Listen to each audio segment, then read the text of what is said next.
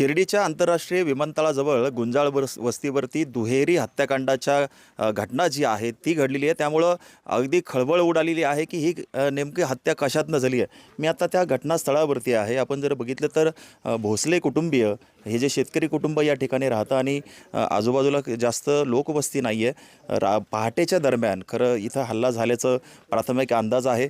बाहेर कृष्णा भोसले हा 30 वर्षीय तरुण झोपलेला होता आणि तो झोपेत असतानाच त्याच्या डोक्यामध्ये तीक्ष्ण हत्यारानं वार करून त्याची हत्या झालेली आहे। तर आतमध्ये त्याची आई आणि वडील असे दोघंजण झोपलेले होते, त्यांच्यावर देखील हल्ला झाला आहे, ज्यामध्ये साहेबराव भोसले यांचा देखील मृत्यू झाला आहे। तर साखराबाई ज्या आहेत त्या प्रवरा हॉस्पिटलमध्ये त्यांच्यावरती उपचार सुरू आहे आणि मृत्यूशी त्या झुंज देत आहेत।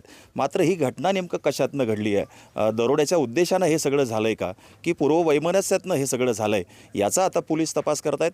पोलीस आता घटनास्थळावरती दाखल झालेले आहेत। घटनेचा पंचनामा त्यांनी केलेला आहे आणि श्वान पथक असेल किंवा बाकीचे जी तपास पथकं आहेत ती देखील आता त्यांनी रवाना केलेली दिसते आणि ह्या घटनेमागे नेमकं काय कारण आहे हे पोलीस तपासानंतर समोर येणार आहे।